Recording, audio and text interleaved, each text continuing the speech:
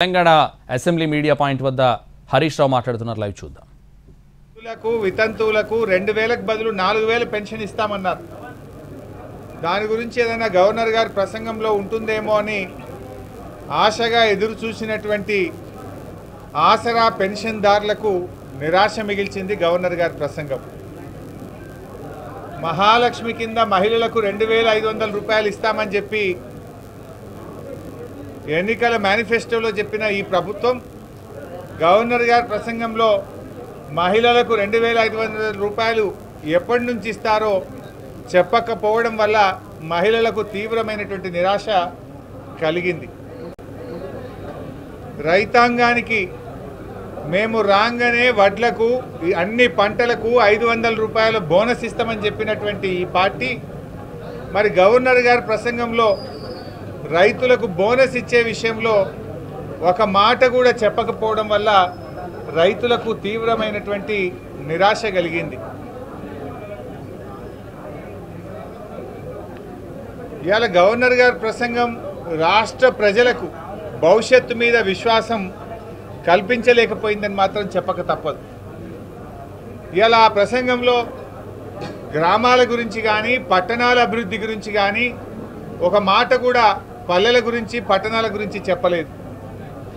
సంక్షేమం గురించి చాలా తక్కువ ప్రస్తావన, అంటే పేద ప్రజల సంక్షేమం గురించి వారు మేనిఫెస్టోలో ఇచ్చిన అంశాల గురించి ఎక్కడ కూడా చెప్పలేదు. నిరుద్యోగ భృతి, నిరుద్యోగులకు 4000 ఇచ్చే అంశం గురించి ఎక్కడ కూడా ప్రస్తావన వచ్చినటువంటి పరిస్థితి లేదు. వారి ప్రసంగంలో ఇవాళ ప్రజాభవన్గా ప్రగతి భవన్ను మార్చాం అని గొప్పగా చెప్పే ప్రయత్నం చేశారు.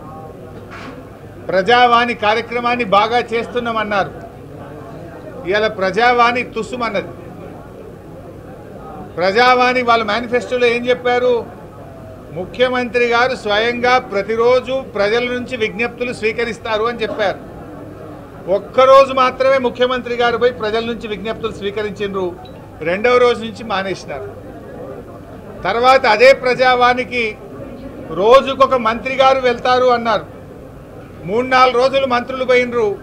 తర్వాత ఆ ప్రజావానికి మంత్రులు పోవడం కూడా బంద్ అయిపోయింది.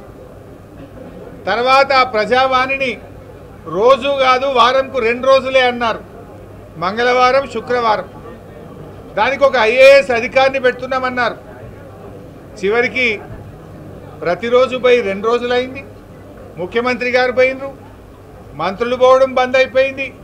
చివరికి IAS అధికారి కూడా పోతలేరు. ప్రజావాణిలో ఎవరున్నారయ్యా అంటే అవుట్సోర్సింగ్ ఉద్యోగులు దరఖాస్తులు తీసుకుంటున్నారు. ఇది మీరు గొప్పగా చెప్పిన ప్రజావాణి యొక్క పరిస్థితి. గతంలో మా ప్రభుత్వం ఉన్నప్పుడు జిల్లా కలెక్టరు, జిల్లా అధికారులందరూ కూడా కలెక్టరేట్లో కూర్చొని ప్రజావాణి దరఖాస్తులు తీసుకొని ఎప్పటికప్పుడు పరిష్కరించే పద్ధతి ఉండేది. కానీ మీ ప్రజావాణి ఏడికొచ్చిందంటే అవుట్సోర్సింగ్ ఉద్యోగులు దరఖాస్తు తీసుకునే కాడికి వచ్చింది. ఇక మీరు చెప్పిన ప్రజావాణి గొప్పతనం అక్కడ ఉన్నది.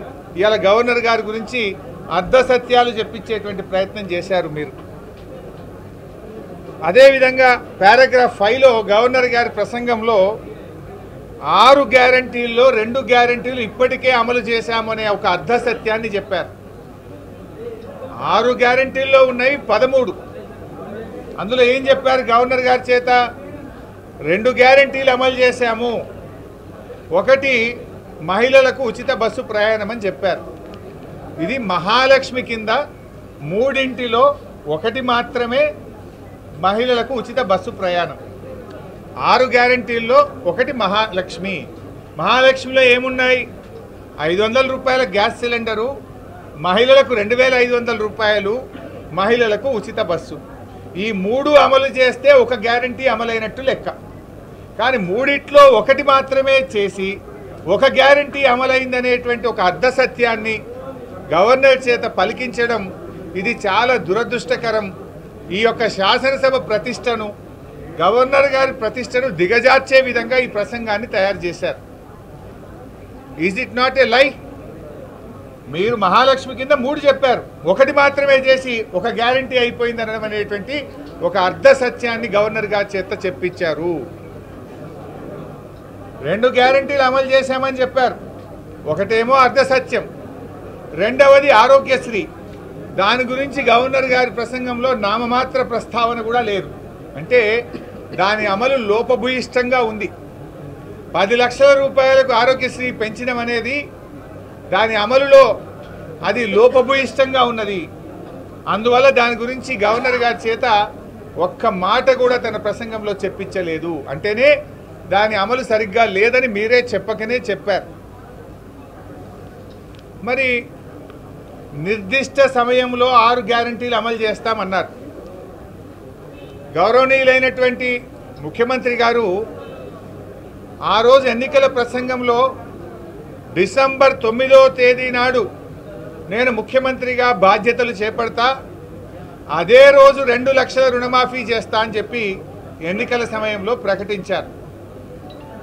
సరే, వాళ్ళు ఏమనుకున్నారో ఏందో కానీ ప్రమాణ స్వీకారం 2 రోజులు ముంగటికి ప్రీపోన్ చేసుకున్నారు. 9వ తారీఖు బదులు 7వ తారీఖే ప్రమాణ స్వీకారం చేశారు. ప్రమాణ స్వీకారాన్ని ఏమో ప్రీపోన్ చేసుకున్నారు. ప్రజలకు ఇచ్చిన హామీలేమో వాయిదాలు వేస్తున్నారు. ముఖ్యమంత్రిగా బాధ్యతలు చేపట్టేదేమో ప్రీపోన్ చేసుకున్నారు, ప్రజలకు ఇచ్చిన హామీలేమో వాయిదాలు వేస్తూ ఉన్నారు. మరి మీరు ప్రమాణ స్వీకారం 2 రోజులు ముంగర చేయడం మీద ఉన్న ఆతృత, ప్రేమ ప్రజలకు ఇచ్చిన హామీల మీద కూడా ఉండాలి కదా. మీరు చెప్పారు కదా, డిసెంబర్ 9వ తేదీ నాడే 2 లక్షల రుణమాఫీ చేస్తామని చెప్పారు. రాగానే వడ్లకు బోనస్ ఇస్తామన్నారు. డిసెంబర్లోనే 4000 పెన్షన్ ఇస్తామన్నారు.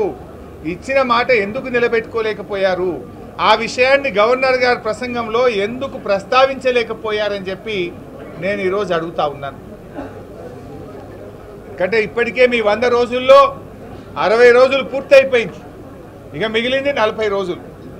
మరి మీరు ప్రమాణ స్వీకారం 2 రోజులు ముంగటికి వాయిదా వేసుకున్నప్పుడు ప్రజలకు ఇచ్చే హామీలను కూడా తొందరగా చేయండి. ఇంకో 10 రోజుల్లో 15 రోజులు అయితే ఎలక్షన్ కోడ్ వస్తుంది, పార్లమెంట్ ఎన్నికలు. మరి ఎట్లా అమలవుతుంది? 10-15 రోజుల్లో ఎలక్షన్ కోడ్ వస్తే మరి 100 రోజులు మీ మార్చి 17వ తేదీకి ముగుస్తాయి.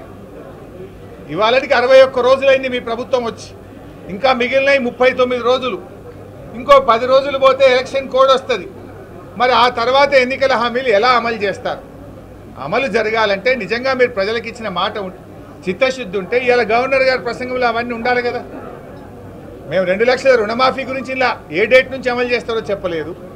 మహిళల 2500 బోనస్ గురించి, మహిళలకు ఇచ్చే 2500 చెప్పలేదు. వడ్లకు బోనస్ గురించి చెప్పలేదు. 4000 ఆసరా పెన్షన్ గురించి చెప్పలేదు. అంటే అవన్నీ మీరు ఎగబెట్టదలుచుకున్నారా? దాని గురించి ఎందుకు ప్రస్తావన లేదు? ఇవాళకి ఆల్రెడీ 61 రోజులు అయినాయి. గవర్నర్ గారి ప్రసంగం అంటే ఒక సంవత్సర కాలానికి విజన్ డాక్యుమెంట్. వచ్చే ఏడాదిలోగా మీరు ఏం చేస్తారనేది ప్రతిబింబించే విధంగా గవర్నర్ గారి ప్రసంగం ఉంటుంది. అంటే వచ్చే ఏడాదిలో ఈ కార్యక్రమాలు అమలు చేయాలి. 2 విషయాలు మీరు ప్రస్తావించారు. ఒకటి 500 గ్యాస్ సిలిండర్ ఇస్తామని, రెండవది కరెంటు, ఉచిత కరెంటు 200 యూనిట్లు ఇస్తామన్నారు.